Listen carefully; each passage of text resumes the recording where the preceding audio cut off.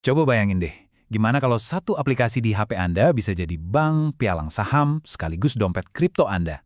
Nah, perlombaan untuk membangun aplikasi super semacam itu lagi panas-panasnya nih. Dan pemainnya bukan kaleng-kaleng loh, mereka nama-nama terbesar di dunia teknologi dan keuangan.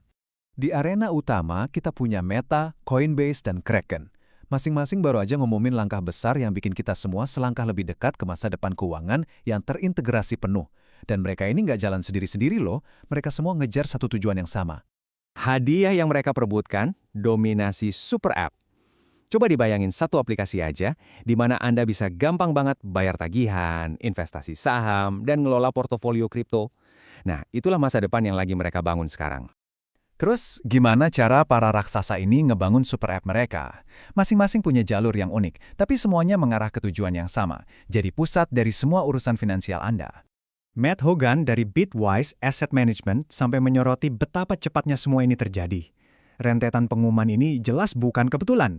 Ini tuh sinyal adanya pergeseran besar-besaran di lanskap keuangan global. Oke, mari kita bedah satu persatu. Meta, nih, mereka mainnya pakai basis pengguna mereka yang luar biasa gede untuk pembayaran. Coinbase, mereka meruntuhkan tembok antara dunia kripto dan saham biasa. Sementara Kraken, wah, mereka lebih nekat lagi, mendorong batasan dengan produk keuangan yang canggih. 3 strategi beda, satu tujuan yang sama. Nah, ada satu detail penting soal langkahnya Meta nih. Banyak yang mikir ini tuh kebangkitan lagi proyek stablecoin ambisius mereka yang dulu. Tapi, perusahaan buru-buru ngasih klarifikasi buat meluruskan semuanya. Jadi intinya gini, Meta nggak lagi bikin mata uang baru. Mereka itu lagi ngebangun jalan tol buat pembayaran, jadi Anda bisa pakai metode apapun yang Anda mau di seluruh platform raksasa mereka. Jadi ini lebih soal ngasih kebebasan buat pengguna, bukan nerbitin mata uang. Kecepatan dan skala semua gerakan ini jelas bikin kita bertanya-tanya, apa sih yang sebenarnya memicu perlombaan senjata finansial ini? Yah, ini semua jelas bukan kebetulan. Ada kekuatan besar di baliknya, yang sengaja membuka pintu lebar-lebar supaya kompetisi ini bisa terjadi. Sekarang juga. Jawabannya bukan di teknologi, tapi di kebijakan. Ada perubahan fundamental dalam sikap para regulator di Amerika Serikat yang seolah-olah membuka keran inovasi keuangan. Kita lagi lihat perubahan paradigma nih.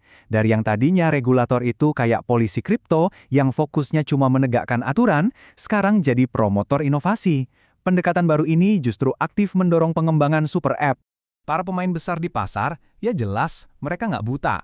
Seperti yang diisyaratkan Matt Hogan tadi, langkah-langkah besar dari perusahaan teknologi ini adalah respon langsung terhadap sinyal lampu hijau dari regulator. Ini contoh klasik gimana kebijakan bisa ngebentuk arah pasar. Tapi tunggu dulu, perubahan kebijakan ini bukan cuma tindakan acak loh. Ini adalah bagian dari strategi nasional yang jauh lebih besar yang tujuannya membentuk kembali masa depan keuangan Amerika. Pusat dari strategi ini adalah Project Crypto. Nah, ini nama yang perlu kita ingat. Ini bukan sekedar aturan baru, tapi cetak biru untuk masa depan pasar keuangan Amerika di era digital. Tujuannya ada 3 nih, memodernisasi pasar yang sudah ada, menyatukan berbagai layanan keuangan yang tadinya terpisah-pisah, dan yang terakhir, memastikan Amerika tetap jadi pemimpin global dalam inovasi finansial. Wah, ambisius banget kan? Nah, aturan-aturan baru inilah yang jadi mesin penggerak perlombaan super app. Mereka merobohkan tembok antara saham dan kripto, menyatukan layanan seperti pinjam-meminjam dan staking di mana Anda bisa dapat imbalan dari aset kripto Anda, dan menyederhanakan birokrasi. Intinya, ya aturan-aturan inilah yang bikin super app jadi mungkin. Oke, kita udah bahas pemainnya, strateginya, dan perubahan regulasi di baliknya. Sekarang, pertanyaan terpentingnya, apa artinya semua ini buat Anda dan isi dompet Anda? Siap-siap aja deh untuk masa depan di mana batas antara rekening bank, akun investasi, dan aplikasi pembayaran Anda jadi makin kabur.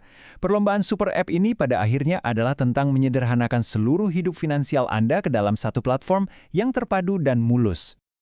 Perlombaan sudah dimulai. Pertanyaannya sekarang bukan lagi siapa yang bakal menang, tapi bagaimana lanskap keuangan kita semua akan berubah selamanya. Dan yang lebih penting lagi, di tengah semua pilihan baru ini, siapa yang bakal Anda percaya untuk memegang kunci kerajaan finansial Anda?